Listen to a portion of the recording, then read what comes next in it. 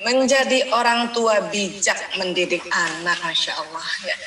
Jadi kita harus tahu dulu bijak atau bijaksana itu artinya dalam Kamus Besar Bahasa Indonesia adalah satu, selalu menggunakan akal budinya atau pengalaman dan pengetahuannya, kemudian arif, tajam pemikirannya. Ini arti dari bijaksana ya. Kemudian juga artinya juga pandai dan hati-hati atau cermat dan teliti. Ya, ini kalau kita mengetahui dulu apa sih bijak atau bijaksana di KBBI ini ya. Baik, kemudian kalau orang tua yang bijak itu ternyata orang tua yang meluangkan waktu untuk mendengar dan belajar bersama anak ya. Kemudian kalau orang tua yang biasa apa? Berpikir sekolah yang mengajarkan semuanya kepada anak. Ya, jadi kita bisa cek di sini ya, kita orang tua yang biasa atau orang tua yang bijak, ya. Baik, kita lihat lagi. Ya. Kemudian orang tua bijak menemukan keunikan masing-masing anak. Nah, ini orang tua bijak nih. Kemudian kalau orang tua biasa membandingkan anak dengan anak yang lain. Ya, kita cek lagi nih, kita yang mana? Mudah-mudahan sudah semua di orang tua yang bijak ya. Menemukan keunikan masing-masing anak, jadi tidak membanding-bandingkannya. Kayak kakak kamu dong, kayak adik kamu dong. Kayak si ini dong, kayak si itu, kayak bunda dong. Nah, gitu ya. Masih suka membandingkan anak dengan anak lain, itu orang tua yang biasa. Ya. Baik, berikutnya orang tua yang bijak adalah mengajarkan anak untuk belajar dari kesalahan. Ya, kalau orang tua biasa bagaimana? Menghukum anak ketika mereka membuat kesalahan. Nah, ini kita sudah yang bijak atau yang biasa nih. Jadi kalau misalnya anak-anak kita ada keliru, ada salah, ada khilaf, malah kita ajarkan dia untuk ini loh nak, dari kamu kesalahan kamu ini, kamu bisa ambil hikmahnya ini, pelajaran ini, dan sebagainya. Ya. Tapi kalau orang tua yang biasa itu anak berbuat salah, wah malah kita hukum. Ya. Jadi ini kita bisa cek kita yang mana. Oke? Baik, orang tua yang bijak adalah terus belajar dan menyesuaikan untuk menjadi orang tua yang baik ya. Dan hari ini saya ya gembira sekali ternyata Jami'iyah TD Tudler KBTK Al Azhar ini ada rutin pertemuan seperti ini ya, Masya Allah. Ini tanda bahwa kita insya Allah orang tua yang bijak. Kenapa? Karena terus belajar ya. Terus kalau orang tua biasa bagaimana? Ya, orang tua yang biasa berpikir bahwa mereka sudah sangat berpengalaman, jadi tidak perlu belajar lagi untuk menjadi orang tua yang baik. Ya, nah, itu orang tua yang biasa. Ya. Nah, inilah kita bisa cek diri kita yang mana nih, orang tua yang bijak kah atau orang tua yang biasa. Ya, saya terus terang punya anak 5. 4 laki-laki, 1 perempuan. Ya, memang sudah besar-besar mereka semuanya, tapi rasanya kok ya belum rampung kita belajar menjadi orang tua. Jadi senantiasa mau belajar lagi ya. Dan siapapun orang tua yang selalu ingin belajar, insya Allah itu kategori orang tua yang bijak. Ya, insya Allah. Baik. Kalau begitu, sebetulnya apa sih yang harus kita tahu sebetulnya? Sebetulnya banyak sekali yang perlu kita tahu, tapi ada beberapa hal yang sangat dasar yang apabila ayah bunda atau ibu guru tahu tentang hal yang dasar ini, maka akan menjadi orang tua yang sangat bijak dan sangat disayangi oleh anak-anaknya. Ya, apa itu? 1, memahami beda anak pria dan wanita. Itu beda ya. Perkembangannya beda, perkembangan otak kiri kanannya beda antara anak pria dan wanita. Wanita perkembangan otak kiri kanannya nih, dia seimbang. Laki-laki atau anak pria, ya apalagi umur 0 sampai 6 tahun, itu otak kanannya yang dominan. Ya, otak kanan apa sih Bu Aisyah? Otak kanan itu biasanya otak bermain, otak kreatif, otak warna, otak teknologi, otak imajinasi, ya, otak menghayal, ya, kemudian juga otak bergerak. Jadi laki-laki memang otak kanannya lebih dominan daripada otak kiri. Otak kiri apa?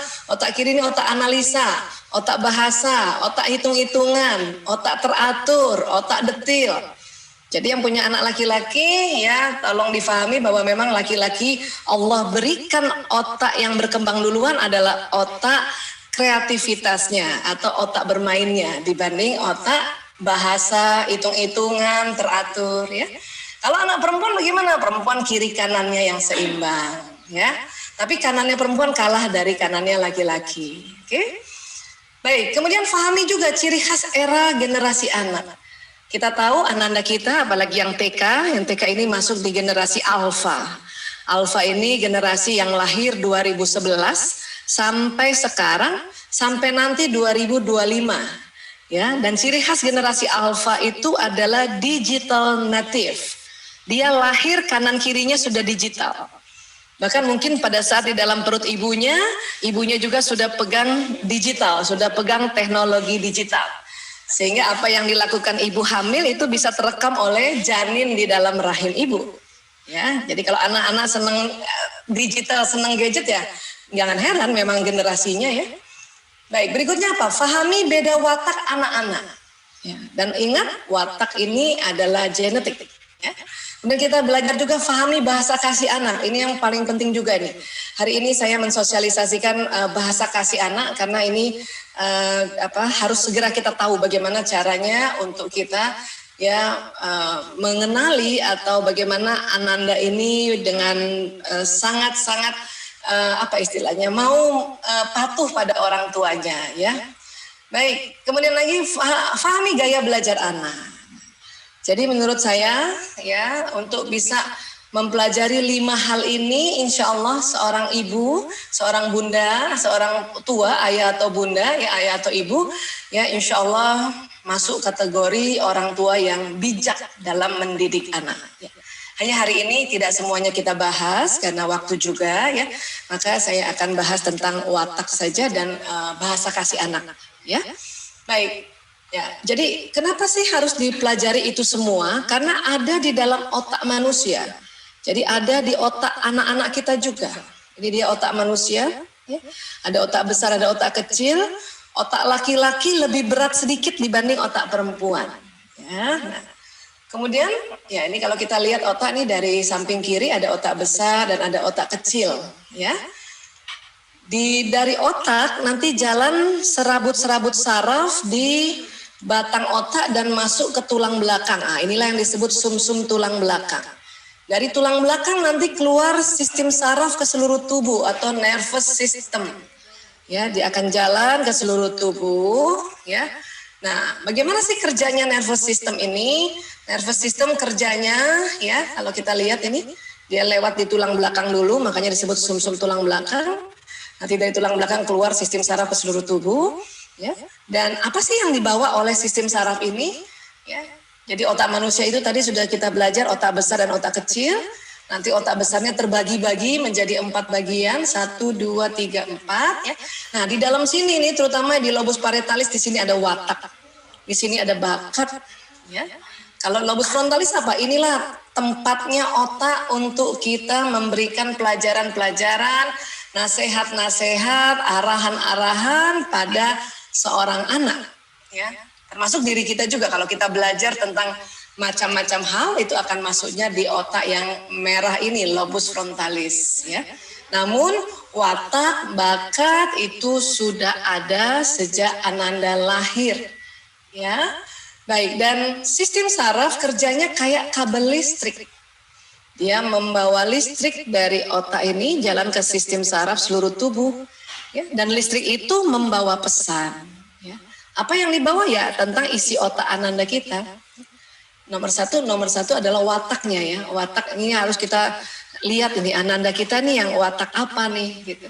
Supaya waktu kita melakukan pendekatan-pendekatan kita paham tentang ya bagaimana cara pendekatan pada anak. Ya. Baik. Dan watak itu karena ya kenapa kita bisa pelajari watak ini menurut surat Al-Isra ayat 84, Bismillahirrahmanirrahim. Qul kullu ya'malu ala syakilatihi farabbukum a'lamu biman huwa ahda sabila. Ya, katakanlah wahai Muhammad, setiap orang berbuat sesuai dengan pembawaannya masing-masing. Maka Tuhanmu lebih mengetahui siapa yang lebih benar jalannya. Ya, jadi Allah sudah berfirman pada kita semua ini bahwa setiap orang itu ya sesuai pembawaannya masing-masing. Nah, pembawaan itulah salah satunya adalah watak. Ya. Dan watak itu genetik. Setiap anak itu ada wataknya dan dia genetik. Ya, bisa ada turunan dari ayahnya dan turunan dari ibunya. Ya. Jadi kurang lebih watak itu di mana Bu Aisyah? Watak itu kurang lebih ada di sini, di lobus parietalis, di tengah-tengah ini, kanan kiri. Ya. Watak bisa dihilangkan? Nggak bisa, dia tetap ada. Tapi yang bisa adalah dia dibentuk watak ini. Bagaimana cara membentuknya? Yaitu kita berikan arahan-arahan dan nanti arahan-arahan, nasihat-nasihat, ajaran-ajaran itu masuk di otak yang merah ini. Gitu. Ya. Perlahan-lahan kita ajarkan anak-anak. Nah, untuk mengajarkan anak-anak apa yang nanti bisa kita masukkan ke sini, tentu kita ada baiknya lihat dulu dia punya watak yang ada di lobus parietalis ini. Ya. Baik, dan kemudian dari surat Asy-Syam ayat 8 sampai 9 ya. Fa'alhamaha fujuraha wa taqwaha. Maka Allah mengilhamkan kepada jiwa itu jalan kefasikan dan ketakwaannya. Ya. Qad aflaha man zakkaha. Sesungguhnya beruntunglah orang yang mensucikan jiwa itu.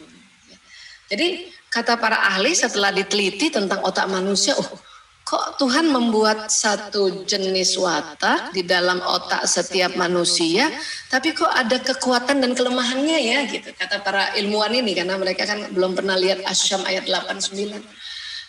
Dan ternyata betul apa yang Allah firmankan di ayat 8 dan 9, Allah mengilhamkan kepada jiwa itu kefasikan dan ketakwaan. Ya, jadi kelemahan dan kekuatannya. Kemudian diingatkan lagi, sesungguhnya beruntunglah orang-orang yang mensucikan jiwa itu. Jadi beruntunglah orang-orang yang mengangkat kekuatannya, ya, mengurangi kelemahannya. Ya. Baik, Bu Aisyah, watak itu bisa tahu nggak? Apa bisa kita kenali? Bisa. Kenapa? Karena program watak yang di otak dia akan jalan di sistem saraf, nanti bisa ya. Membentuk ciri di wajah, gestur tubuh, perilaku dan cara berpikir, ya, karena dia ada di otak. Jadi pas nanti membawa pesan ini, nah makanya muka, sudut mata, sudut bibir, cara dia berdiri, cara dia bergerak itu ya terwarnai oleh watak yang ada di otak masing-masing. Jadi ananda kita bisa deteksi ananda kita nih wataknya apa ya. Ya. Baik, nah, watak terbagi 3 besar. Jadi kita belajar saja dulu yang 3 besarnya ini ya. Ya. Ada watak introvert, ekstrovert, dan ada yang separuh-separuh. Namanya ambivert. Nah ini sekarang kita cek dulu wataknya para bunda ya, para ayah dan bunda ya. Yang mana? Ya. Gimana caranya Bu Aisyah? Nah, kita lihat aja ciri-cirinya ini ya. Introvert, ya orang introvert itu dia punya ciri lebih memilih ada di tempat sepi, ya, lebih memilih ada di rumah, lebih memilih ada di kamarnya. Ya. Kalau ayah bunda ada yang memang wataknya introvert, ya ini berarti senang di tempat yang sepi. Ya. Kalau ekstrovert ini lebih semangat ketemu orang baru. Ya. Siapa ayah bunda atau ibu guru yang kalau ketemu orang baru tuh lebih semangat ya, dan kepengennya sih ketemu setiap hari. Ya, nah itu bisa jadi kita ini yang ekstrovert. Ya. Tentu lagi kondisi pandemi seperti inilah orang-orang yang ekstrovert yang mudah gelisah nih, kelamaan di rumah dia udah mulai nggak enak ini perasaannya, ini udah mulai aduh kok di rumah terus ya, sudah mulai bosan ini. Begitu juga anak-anak ya, ada anak yang introvert, ada anak yang ekstrovert. Yang introvert tentu lebih senang pembelajaran jarak jauh di rumah kayak gini. Yang ekstrovert yang sudah mulai ya aduh nggak ketemu temen nggak enak ini walaupun dia masih kecil-kecil ya. Ada lagi ambivert. Ambivert tuh gimana? Ambivert tergantung sikon, kadang senang di tempat sepi, kadang senang ketemu orang baru gitu ya. Barangkali ayah bunda ada juga yang ambivert, separuh introvert dan separuh ekstrovert ya. Kemudian apa lagi? Introvert ini lebih produktif di tempat tertutup ya. Kalau ekstrovert lebih produktif di tempat terbuka, ya. Kalau ambivert bisa keduanya, di tempat tertutup produktif, di tempat terbuka produktif juga. Nah, anak-anak kita juga mulai dari kecil itu kita bisa lihat dia introvert atau ekstrovert atau ambivert. Ada anak yang sedikit-sedikit maunya di rumah aja dan dia rupanya kalau di rumah aja malah dia lebih produktif. Oh berarti itu introvert, ya. Ada anak harus memang keluar, dia kalau di luar dia produktif. Itulah ekstrovert. Inilah anak-anak ekstrovert yang kalau di rumah terus nggak sempat keluar atau belajarnya di rumah terus, itu dia kurang produktif itu. Makanya dia udah gelisah, udah kepengen cepet-cepet masuk sekolah gitu ya, walaupun masih TK ya. Baik, kalau yang kedua ambivert ya bisa keduanya, kadang produktif di tempat tertutup, kadang juga produktif di tempat terbuka ya. Baik, kemudian apalagi ciri-cirinya? Introvert, ekstrovert, dan ambivert. Introvert, terpulihkan energinya saat sendirian. Jadi kalau kita yang introvert, supaya kita mau istirahat atau mau memulihkan energi itu harus sendirian. Dan ya, kalau ekstrovert bagaimana? Ekstrovert itu terpulihkan energi beramai-ramai. Volumennya mana? Terpulihkan energinya saat beramai-ramai. Nah ini kalau ayah bunda yang ekstrovert, ya itu insya Allah kalau rame-rame energinya langsung muncul lagi. Anak-anak ekstrovert juga begitu. Itulah anak-anak ekstrovert, dia gelisah tuh, belajar sendiri, nggak ada teman karena nggak bisa rame-rame ya. Kalau ambivert ya tergantung situasi kondisi, ya bisa sendiri, bisa rame-rame. Ya. Kemudian introvert, lebih suka bekerja atau belajar sendiri. Ini introvert. Baik diri kita maupun anak kita yang lebih suka belajar sendiri dan bekerja sendiri itu introvert. Ya. Ekstrovert tentu kebalikannya, lebih suka bekerja atau belajar dalam tim. Ya, ini orang ekstrovert gitu. Ya. Kalau ambivert ya bisa sendiri, bisa juga beramai-ramai. Ya. Kemudian introvert biasanya akan banyak berpikir sebelum mulai bicara, itu introvert. Ya, anak-anak kalau ada anak yang banyak diemnya, ya itu berarti mungkin introvert ya, karena dia sebenarnya bukan diam saja, itu otaknya lagi bicara itu, dia lagi berpikir. Ya. Kalau ekstrovert biasanya akan mengatakan apapun yang dipikirkan, ya apa yang baru dipikirkan langsung diomongkan, apa pikirkan langsung diomongkan. Nah itu ekstrovert itu, ya dia ceplos-ceplos istilahnya ya, outspoken ya. Kalau ambivert bisa lebih banyak berpikir, bisa juga lebih banyak bicara. Ya, ini sekali lagi tergantung situasi kondisi nih ambivert ini. Ya. Introvert apa? Cenderung lebih pendiam, itu introvert. Ekstrovert cenderung lebih ceplas-ceplos. Ambivert akan ceplas-ceplos pada situasi tertentu. Ya. Nah ini pembagian 3 besar watak. Ya, ayah bunda yang mana ini? Yang introvert kan? Ekstrovert atau ambivert? Ya, kalau kita sudah tahu diri kita yang mana jenisnya, nah kita juga harus tahu yang mana jenis wataknya anak-anak. Kalau punya anak lebih dari 1, itu anak pertama beda, anak kedua beda, anak ketiga beda. Ya, jadi kita harus lihat nih. Kalau anak ekstrovert, dikit-dikit dia bilang, bunda aku bosen, aku mau sekolah aja. Itu anak ekstrovert itu. Kalau introvert malah seneng. Pas ada pengumuman Januari sudah masuk sekolah, anak introvert langsung panik. Aduh, kenapa sih sekolah di rumah aja kayak gini? Kenapa sih? Kan ini enak online kayak gini. Gitu kalau anak introvert. Kalau ambivert ya boleh, sekolah boleh, di rumah juga boleh. Itu ambivert. Ya. Baik, berikutnya saya akan memberikan lagi 1 tips ya, yaitu bahasa kasih sayang atau bahasa cinta. Ya. Jadi apa sih bahasa kasih sayang atau bahasa cinta? Ini cara yang digunakan seseorang untuk mengungkapkan rasa kasih sayang dan cinta di dalam dirinya kepada orang lain. Nah ini, rupanya bahasa kasih sayang ibu atau bunda terhadap anak, itu anak kadang-kadang nggak ngerti. Ya, kalau itu kasih sayang ibunya pada dia gitu. Karena rupanya bahasa kasih sayangnya si anak berbeda dengan bahasa kasih sayangnya kita sebagai ibu atau sebagai ayah. Bahkan suami istri, pengungkapan rasa kasih sayang atau cintanya itu berbeda bahasanya. Nah inilah yang sekarang sedang saya sendiri pribadi suka sekali mensosialisasikan tips ini supaya kita lebih mudah menjadi orang tua yang bijaksana. Ya, baik. Nah, di dalam otak manusia itu ada kelenjar yang di kurang lebih sekitar sini ya lokasinya nih. Namanya kelenjar pituitary. Nah, di sini adalah tempat hormon bahagia dan hormon cinta. Ya, hormon kasih sayang tuh ada di sini. Nah, jadi pada saat seseorang ya kita dengan tepat bisa memenuhi bahasa kasih sayangnya atau pas dengan bahasa kasih sayangnya ananda kita itu, maka hormon bahagia bisa keluar dari kelenjar pituitari ini.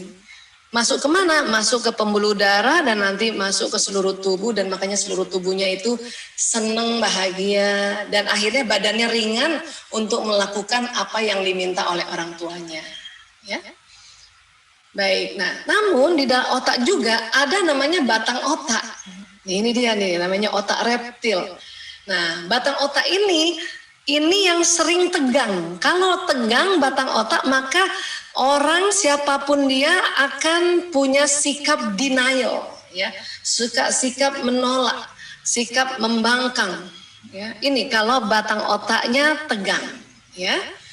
Nah, batang otak ini bisa dirilekskan dengan cara kita mengetahui bahasa kasih anak ini, ya, sehingga dengan kita mengerti bahasa kasih sayangnya, maka batang otak rileks, kemudian di kelenjar pituitari yang tadi ada di sini keluar hormon bahagia, maka anak akan merasa bahwa oh iya ya, ayah bundaku sayang sama aku, gitu. Ya, baik. Berikutnya, nah, teori baterai kasih sayang ini diutarakan oleh Bapak Dr. Adiwe Gunawan, CCH, dia orang Indonesia asli, ya. Dia mengatakan bahwa di tubuh manusia itu ada baterai kasih sayangnya. Jadi di anak kita ada, di diri kita ada, di pasangan hidup kita ada, ya, semuanya ada.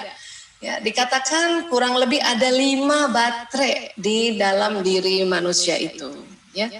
Dan kemudian rasa aman seseorang berbanding lurus dengan isi baterai kasihnya. Anak-anak akan merasa orang tuanya sayang dan kasih sama dia, dan dia juga aman berada di keluarga itu kalau baterainya 5-5-nya terpenuhi.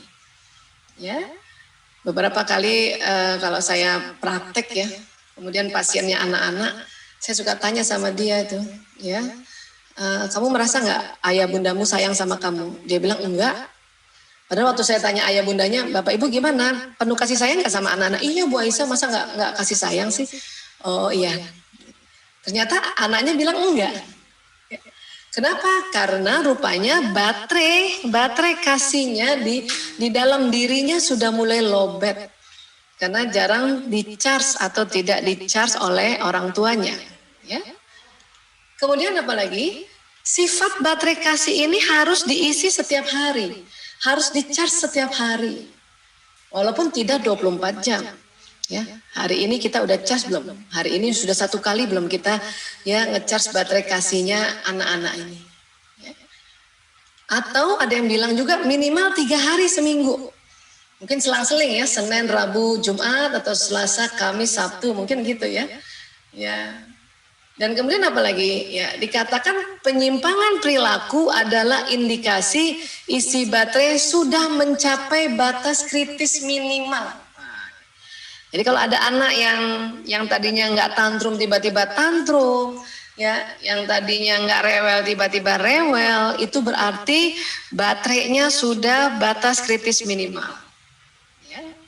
Pasien-pasien kami pecandu narkoba, ya, saya ngurus narkoba sejak tahun 98, ya, sampai sekarang, itu karena apa? Baterai mereka habis, makanya terjadi penyimpangan, termasuk anak-anak LGBT, ya. Saya 5 tahun terakhir juga masih menangani LGBT. Itu karena baterai mereka habis, nggak pernah di-charge oleh orang tuanya, ya, berbulan-bulan, bertahun-tahun. Ya. Padahal kata orang tuanya dia sih sayang sama anaknya, tapi kata anak enggak sayang, gitu. Ya, nah inilah makanya kita harus dengan tepat, ya, dan efektif bagaimana caranya nge-charge baterai pada anak-anak kita, ya. Baik, jadi maksudnya apa Bu Aisyah, ya? Diperkirakan di otak itu ada baterainya. Ada baterainya, dan kalau dia penuh di charge, maka energi yang listrik jalan di sistem saraf ini akan bagus energinya. Listriknya akan nyala bagus. Sehingga anak kita ini atau kita sendiri itu dengan ringan mau mengikuti apa yang diminta oleh orang tuanya. Kalau ada anak ya disuruh atau diminta tolong oleh orang tuanya, dia kayaknya enggan dan bahkan kayaknya nggak mau sama sekali melakukan, berarti ya baterainya udah lobet di otaknya itu. Nggak ada energi, nggak ada listrik yang ada di sistem saraf, makanya anak itu malas bergerak gitu. Sama seorang istri juga begitu, kalau suaminya datang, dia tahu suaminya datang, tapi malas banget badan ini untuk menyambutnya, itu berarti baterainya udah lobet, baterai si bunda ini. Ya, sudah lama nggak di-charge oleh suaminya ini, sehingga tahu sih suaminya ada suami saya ada, biar aja lah dia masuk sendiri, gitu. Kenapa? Karena nggak ada energi, nggak ada listrik, nggak ada semangat untuk jalan ya badan ini untuk bangkit untuk sambut suami ya. Nah, kenapa? Karena kita juga punya baterai ya. Baik. Baterai itu maksudnya apa Bu Aisyah? Kaitannya dengan bahasa kasih tadi apa? Ya. Kita umpamakan ya baterai di otak kita itu dia berurut 5 baterai kayak gini nih, rangkaiannya nih 5 kayak gini ya. Nah, 5 baterai ini itu di-charge dengan bahasa kasih. Apa sih bahasa kasih itu? 5-5-nya itu ini. Kata-kata pendukung, waktu bersama atau waktu yang berkualitas, sentuhan fisik, pelayanan atau menerima hadiah. Ya. 5-5-nya kita suka. 5-5-nya anak-anak semuanya suka 5-5 ini. Tapi baterai urutannya ini nggak selalu bentuknya begini. Ada orang baterai pertamanya ini sentuhan fisik, ya. Baterai keduanya waktu yang bersamaan, atau baterai pertama sentuhan fisik, baterai kedua kata-kata pendukung. Ada lagi yang baterai pertamanya pelayanan, ya. Ada lagi yang baterai pertamanya menerima hadiah. Oke. Tapi 5-5 baterai ini ada di otak kita, ada di badan kita, ada juga di badan anak-anak, ada juga di badan pasangan hidup masing-masing, ini baterai ada di otaknya. Ya. Sekarang bagaimana nge-charge-nya Bu Aisyah? Nah, kalau anak kita masih kecil, antara baru lahir sampai usia 3 tahun penuh, barangkali ini anak-anak yang di toddler ya, ini setiap hari orang tua nge-charge baterainya 5-5-nya. Please ya, saya dulu belum tahu konsep baterai kasih ini waktu anak-anak kecil. Ya. Yang saya rasa kurangnya itu di menerima hadiah ini. Ya, padahal menerima hadiah ini harus setiap hari dicas juga pada anak-anak yang usianya 0 hari sampai 3 tahun. Walaupun bukan berarti harus dibeli menerima hadiah ini. Ya. Gimana maksudnya Bu Aisyah, masih bayi atau bayi sampai 3 tahun harus di-charge baterainya 5-5? Iya pakai ini. Setiap hari apa Bunda sudah kasih kata-kata pendukung pada bayi atau ananda ini yang belum 3 tahun ini? Sudah kata-kata pujian kah? Sudah luangkan waktu bersama, main bersama kah? Ada sudah peluk dia, ada cium dia atau usap-usap kepalanya? Atau sudah kasih pelayanan ini biasanya kasih makan sendiri, jadi Bunda yang kasih makan sendiri, ya, pakaikan baju sendiri, mandikan sendiri, ya. Atau menerima hadiah ini biasanya bukan sesuatu yang harus dibeli, tetapi kita bisa bikin, misalnya dibuatkan bubur susu, terus kita ngomong sama anak kecil ini hadiah buat adek, gitu. Walaupun itu bubur susu yang kita bikin, gitu. Nah waktu kita suapin dia, itu berarti kita nge-charge baterai pelayanan. Waktu sambil suapin dan kita peluk dia, itu juga sekalian nge-charge sentuhan fisik. Ya, tentu karena Bunda sendiri yang suapin, berarti waktu bersama kan? Paling enggak ya setengah jam bersama anak-anak minimal tuh pada saat tadi kasih makan kan? Apalagi nanti yang mandikan juga bundanya gitu. Nah sambil juga bersama-sama tetap juga kita puji dia, kasih kata-kata pendukung.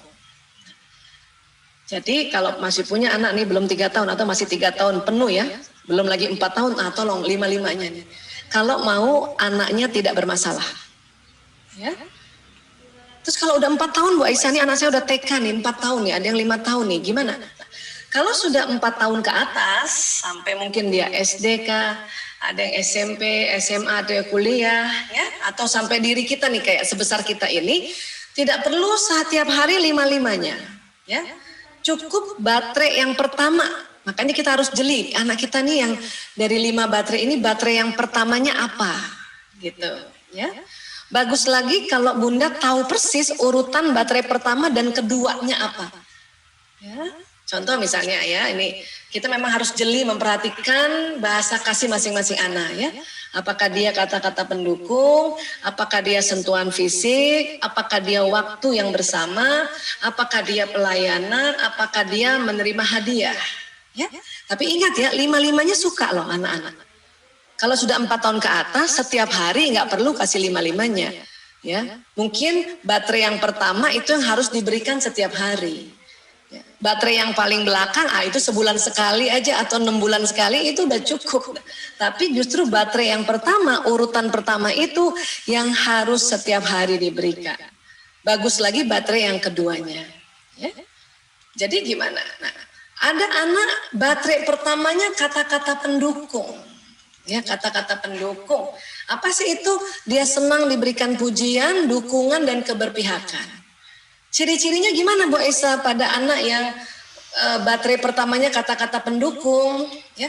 Biasanya anak-anak ini yang kata-kata pendukung senang memuji, merayu orang tua dan mengapresiasi. Jadi mengucapkan terima kasih itu dengan gampang. Ya, terima kasih Bunda, terima kasih Ibu, terima kasih Mama, misalnya gitu. Tanpa harus, ayo dong bilang terima kasih gitu. Dia ringan banget bilang terima kasihnya. Dan hampir setiap hari memuji orang tuanya. Bunda cantik banget. Atau dia memuji dirinya. Bunda aku cakep gak? Bunda aku cantik gak? Nah, kalau ada anak kita yang hampir setiap hari seperti ini, dia punya kebiasaan, nah, kemungkinan besar dia baterai pertamanya adalah ya kata-kata pendukung. Maka Bunda harus juga setiap hari, minimal sekali dalam setiap hari, puji dia.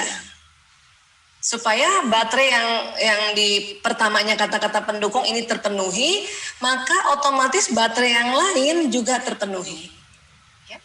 Memang anak-anak ini senang hadiah juga, senang pelayanan, tapi yang setiap hari dia butuh adalah kata-kata pendukung. Oke, nah sekarang, ya, apa sih yang terjadi bila anak yang kata-kata pendukung ini tidak kita charge baterainya? Dia akan suka mengejek dan menjelekkan orang lain. Ya, paling ya adiknya ada diejek dia tuh ya. Nah, makanya orang tua harus jeli terhadap anak-anak yang mengungkapkan bahasa kasih dengan cara yang berbeda bahkan terbalik ini. Jadi kalau ada anak kita suka jelek-jelekin orang ya atau ngejek adiknya, itu berarti baterai kata-kata pendukungnya udah mulai lowbat itu. Ya, makanya harus dicas. Terus kalau anak kayak gini apa kita biarkan Bu Esa? Ya enggak, kita nasihati dia, ya. Tapi waktu nasihatinya, ya orang tua perlu memberitahu bahwa mengejek dan menjelekkan orang lain itu tidak baik, ya. Namun menyampaikan nasihat tersebut dengan terlebih dahulu memberikan kata-kata pendukung. Ya. Jadi kita harus puji dia dulu, baru bilang, ya. Nah ini Andi, ibu sayang sama kamu, kamu anak laki-laki yang baik, ibu senang kalau kamu sayang sama adik, ibu sedih kalau kamu ngejek adikmu ya, gitu. Selama ini kita kalau ada kakak ngeledekin adik, jelek-jelekin adik, ya, kita langsung marahin dia. Andi gimana sih kamu kok jelek-jelekin adik sih Andi? Nah itu. Nah padahal baterai dia kan lagi lowbat, ya, kita malah marahin, oh makin jadi nanti. Jadinya gimana dong harusnya? Ya itu, kita charge dulu baterainya karena dia kata-kata pendukung, kita udah tahu dia jelek-jelekin, maka puji dulu, baru kita nasihati. Ya, nah ini yang kadang-kadang kita keliru selama ini. Ya, baik. Kemudian sentuhan fisik, ya, apapun yang menunjukkan rasa kasihnya dengan sentuhan. Nah ini, jadi ada anak yang memang kalau yang kok kata-kata pendukung. Ada anak yang kalau dia ya setiap hari dia lebih senang disentuh fisiknya. Ya. Dia ciri-cirinya apa itu tadi? Dia senang sekali meluk, mencium, mencolek orang tua, kakak atau adiknya atau keluarga lain. Kalau ada anak yang setiap hari duluan peluk orang tuanya, duluan peluk bundanya, atau kalau ada orang lain datang atau keluarga lain datang, dia yang duluan samperin, dia peluk kita, bisa jadi itu baterai pertamanya adalah sentuhan fisik. Sentuhan fisik. Ya, sehingga pada saat kita juga balik menyentuh fisiknya, memeluk dia atau pelukannya dia kita sambut dengan senang gitu tanpa kita menepis tangannya gitu, maka dia akan tercas baterainya dan baterai yang lain juga akan tercas ya. Karena banyak orang tua anaknya yang senang meluk duluan tapi ibunya suka ditepis anaknya, apa sih sana. Itu hati-hati ya. Buat anak yang baterainya satuan fisik, si bundanya menepis tangannya, dia kosong nanti baterainya, bahaya ya, akan aja terjadi penyimpangan. Ya. Baik, jadi apa saja sih sebetulnya sentuhan fisik ya, bisa dipeluk, colek pipinya, dirangkul, diusap rambutnya atau dicium. Ya. Nah, ini harus kita lakukan. Kemudian apa kalau dia baterainya lowbat? Ya, suka mencubit, menggigit dan memukul. Kalau ada anak kita suka mencubit, menggigit, memukul, itu kemungkinan besar ya baterainya itu ya nggak kecas tuh baterai sentuhan fisiknya. Ya, dia mencubit, menggigit, memukul biasanya dilakukan ke adiknya atau kakaknya dan saat di luar rumah bisa jadi kepada temannya. Ya, ini kita sering lihat nih anak-anak ada yang suka mencubit, menggigit, ternyata dia itu baterai sentuhan fisiknya udah lowbat itu. Orang tua nggak meluk-meluk dia, nggak cium dia. Tapi kata orang tua, saya kan udah layanin dia, udah kasih makan, udah. Ternyata bukan baterai pertama itu yang dikasih. Bisa saja itu baterai yang kelima itu pelayanan. Sehingga si anak merasa baterainya tetap kosong. Ya. Baik, berikutnya. Bagaimana kalau dia sudah suka mencubit dan memukul gitu ya? Ya, jika anak suka memukul adik atau temannya, katakanlah bahwa Anda tidak suka jika ia memukul temannya atau adiknya. Tapi waktu mengatakan itu sambil merangkul atau mengusap-usap kepalanya. Kita biasanya pas ada kakak atau ya anak kita memukul orang atau mencubit, kita marahin gara-gara mencubit itu. Ya, kakak gimana sih? Kok ada dicubit? Nah, itu tambah kosong itu baterainya. Harusnya kita kasih tahu bahwa cubit itu nggak enak, mukul itu nggak, tapi harus dipanggil dulu, dipeluk dulu. Ini banyak kekeliruan kita selama ini. Harus dipeluk dulu, diusap-usap kepalanya atau mungkin ditepuk pipinya. Nah, pada saat dia disentuh fisiknya, baterainya kecas dan kemudian kita kasih nasihat, baru dia mau ikut. Ya, ini yang terjadi harusnya. Oke? Ya. Nah, waktu berkualitas bersama. Apa sih waktu berkualitas bersama? Rupanya anak ini senang ditemani untuk mengerjakan sesuatu. Ya. Nanti kita akan lihat kebiasaan. Ya. Kebiasaannya apa? Suka mendampingi orang tuanya dalam melakukan sesuatu. Misalnya ketika nonton TV, merapikan barang-barang, atau membaca koran. Jadi kalau ada bunda atau ayah misalnya lagi baca nonton TV, baca koran atau lagi bebenah ngerapin barang, tiba-tiba tuh anak duduk di samping. Anak duduk samping, nggak banyak ngomong, dia liatin kita aja terus. Kemungkinan besar itu adalah ya bahasa kasih waktu yang berkualitas bersama. Ya. Kenapa dia akan duduk di sebelah orang tua dan hanya duduk dan terkadang sesekali bertanya. Nah ini dia. Ya. Dan ini nggak boleh diusir. Saya bunda lagi ngerapin barang, tuh anak duduk langsung di sampingnya, mukanya rata. Terus bunda bilang, udah sana masuk kamar. Ya, oh itu dia sedih banget. Biarkan aja dia duduk di situ, kalau perlu kita sapa dan lama-lama dia akan bantuin kita pada saat ya kita lagi ngerapin barang, dia juga ikut-ikut ngerapin barang. Ya. Nah, apa yang terjadi kalau baterai waktu bersama ini tidak dicas oleh orang tua? Ya? Nah ini kan kalau waktu berkualitas ini ya kita charge semuanya ya. Apa yang terjadi? Senang menyendiri, ngambekan. Kalau ada anak yang ngambekan itu berarti dia baterai waktu yang berkualitasnya tidak terpenuhi itu. Ya. Terus gimana dong caranya untuk orang anak yang ngambek ini harus kita mau bujuk ya. Anak ngambek terus kita ajak gitu ya, ajak jalan tuh langsung belum mau. Karena dia nggak percaya orang tuanya mau ajak dia, karena dia udah terlanjur ngambek. Jadi diapain dong? Nah, jadi kalau ada anak ya sedang ngambek kayak gini, luangkan waktu dengan anak sambil menemaninya beberapa menit. 15 menit tuh duduk di sampingnya. Nggak usah ngomong apa-apa, duduk aja sampingnya. Anak nanti akan baru percaya bahwa orang tuanya mau temani saya. Ya. Hindari memaksa anak untuk melakukan kegiatan, beri waktu agar tumbuh kemauan sendiri dari anak. Banyak orang tua anaknya ngambek udah selalu diajak atau selalu diburu-buru untuk ditekan untuk ayo dong kayak gini, ayo dong gini dong nak gitu. Dia mau sebetulnya bundanya duduk di samping. Kalau cuma 5 menit dia nggak percaya kalau bundanya itu mau bersamanya. Ya, tapi kalau udah 15 menit nanti dia akan ya nggak enak sendiri, dia akan lihat sama bundanya dan akan bilang, "Bunda ngapain nemenin aku di sini?" "Iya, nemenin kamu," gitu. Nah, ini caranya kalau ada anak yang suka ngambek, ya bunda harus duduk di sampingnya. Kalau mau ngecas baterai anak yang baterainya adalah baterai pertamanya waktu yang berkualitas. Ya. Kemudian pelayanan itu apa sih? Senang melayani dan dilayani. Ciri-cirinya apa anak-anak yang pelayanan ini? Ya, senang membantu kakak dan adik serta orang tuanya dan sigap untuk membantu. Ya, dan senang bila orang tuanya melayani dan membantunya tanpa diminta. Jadi kalau ada anak kita yang sigap dan agak tegas nih orangnya biasanya nih yang baterainya pelayanan, ya. Kalau ada apa-apa, aku aja yang bantuin bunda, aku aja. Misalnya di sekolahan juga gitu, aku aja yang pimpin. Pak guru, aku aja yang pimpin baris. Itu biasanya anak yang baterai kasih utamanya adalah pelayanan. Ya, makanya dia senang sekali kalau orang tuanya belum diminta sama dia bantuannya, tapi kita udah bantu dia gitu. Maksudnya apa Bu Aisyah? Ya misalnya kita tahu anak ini jam 10 pagi senang minum susu coklat misalnya. Sebelum dia minta jam 10 pagi, kita sudah siapkan dan kita bilang ini buat adek. Oh dia senang banget. Ya, itu pelayanan menurut dia ya.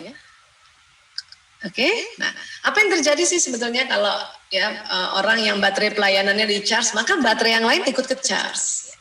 Dia bukan tidak suka dipeluk, bukan, dia suka dipeluk tapi yang bukan setiap hari. Mungkin seminggu sekali aja dipeluk buat anak yang pelayanan ini sudah cukup. Tapi yang pelayanan ini setiap hari. Tapi tentu bukan 24 jam ya. Hari itu bundanya sudah siapkan dia makanan belum? Atau sudah sigap bantuin dia mandi, pakaikan baju. Ya? Nah, itu bentuk pelayanan. Oke? Nah, apa yang terjadi kalau anak ini tidak dicas baterainya? Dia meminta dilayani dengan cara kasar. Kalau ada anak minta dilayani oleh mbak di rumah, kalau bunda dengan kasar, itu berarti baterai pelayanannya sudah mulai lowbat itu. Ya. Terus apalagi menjadi bosi, ya. Terus apalagi sering membuli adiknya atau temannya.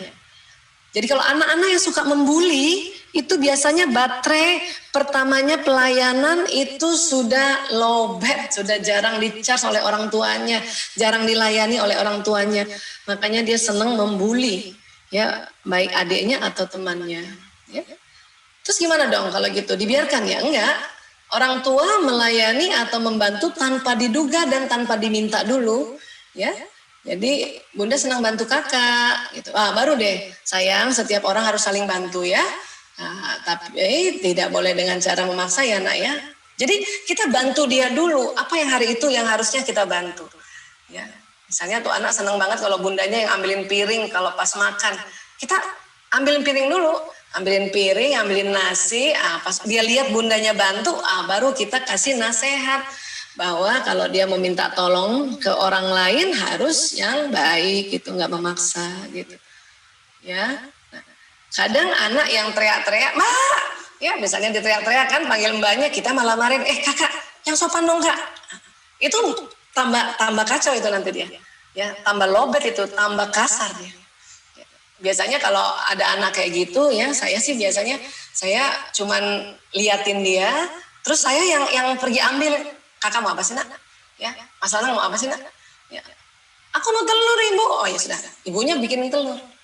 Udah bikinin telur, pas kasih dia baru dibisik-bisik, ya. Nah kalau minta bantuan Mbak Sarti yang baiknya nak ya. Tapi kita layani dulu. Ini tipsnya agar baterai pelayanan terpenuhi. Oke? Dan terakhir hadiah. Hadiah itu apa sih Bu Aisyah? Hadiah ini apapun yang diberikan akan dijaga dengan baik sekalipun buatan sendiri. Ya. Nanti kita lihat kebiasaan, contoh, bahasa kasih terbalik dan cara menasihatinya ya. Jadi anak yang baterai kasihnya hadiah, dia setiap hari suka memberi sesuatu. Ya. Dan suka mengumpulkan sesuatu. Kalau ada anak dari kecil setiap hari ya, hampir setiap hari dia menggambar sesuatu, kemudian dia kasih ke bundanya, Bunda, ini buat Bunda. Bisa jadi dia baterai pertamanya hadiah. Atau ada anak yang suka jalan-jalan keluar, habis pulang ke rumah dia petik daun atau petik bunga di halaman, dia kasih ibunya, ibu buat ibu gitu. Dia berarti kemungkinan besar baterainya adalah hadiah. Ya. Dan dia mau apa yang diberikan oleh anak ini kepada bundanya atau ayahnya, bunda atau ayahnya menyimpan baik-baik. Itu yang dia mau sebetulnya. Ya. Dan dia juga mau diberikan hadiah juga hari itu juga gitu, ya. Jadi dia akan kalau misalnya kita dikasih gambar sama dia, ini buat ibu, ini buat bunda, terima kasih ya adek. Terus bundanya simpan di tempat. Makanya kalau ada anak yang suka ngasih hadiah, kita kayaknya harus ada ya lemari yang pemberian dari dia. Aduh dia senang banget. Dan dia juga suka misalnya bunda buatkan minum atau buatkan puding, ini juga hadiah buat adek gitu. Kalau pelayanan memang dia suka dibuatkan makanan atau minuman, tapi bukan hadiah, tapi sebuah pelayanan yang dia lihat pelayanannya. Tapi kalau hadiah, ini hadiah buat adik, itu dia senang banget, senang banget. Ya. Jadi kalau baterai kasih hadiahnya kita penuhi, maka baterai lainnya juga terpenuhi. Yang hadiah memangnya nggak suka dipuji, Bu Aisyah suka. Tapi yang setiap hari dia suka adalah hadiah. Apa yang dia kasih kita simpan baik-baik dan kemudian kita menghargai apa yang dia kasih dan kita juga kasih ke dia gitu. Dipuji boleh aja, seminggu sekali aja cukup gitu. Dipeluk ya 3 hari sekali aja. Tapi yang setiap hari adalah dia butuh hadiah ini. Ya. Dan bagus lagi kalau kita bisa tahu tentang baterai keduanya. Jadi setiap anak tadi ada 5 tadi, coba para bunda perhatikan dengan jeli. Apa kebiasaan dari 5 ini? Ya, 2 kebiasaan dari 5 yang tadi kita telah pelajari bersama. Ya. Baik, memang kalau hadiah tidak dikasih apa nih? Pelit dan tidak suka berbagi. Kalau ada anak pelit, nggak suka berbagi, itu berarti baterai hadiahnya lowbat. Segera penuhi. Caranya gimana? Ya kasih hadiah. Baru kita nasihati. Ya. Orang tua perlu memberitahu dengan memberikan hadiah terlebih dahulu. Walaupun itu nggak mahal. Mungkin itu coklat kah atau buatannya bundanya kah, ya susu kah atau roti dan sebagainya. Baru dinasehati. Ya, sayang ini hadiah untuk kamu. Misalnya coklat kah atau apa. Ya. Bunda sayang kamu. Kamu lihat kan setiap orang suka berbagi. Besok kalau ada teman pinjem mainan, kamu kasih ya. Jadi besok Rehan mau pinjam mobil-mobilan, kamu pinjamkan ya. Gitu. Tapi kasih hadiah dulu Bun. Supaya baterainya penuh. Gitu. Karena kalau bunda marahin anak pelit, kamu ini pelit banget sih sama kakak, kamu ini pelit banget sih sama adik. Itu tambah kosong baterainya, tambah dia nggak bisa kerjakan apa-apa dan nasihat bunda tidak akan dia ikuti. Ya, nah inilah konsep dari 5 bahasa kasih yang mudah-mudahan kita bisa pakai bersama dan bisa kita ya laksanakan ya atau aplikasikan ya. Baik, terima kasih. Saya kembali.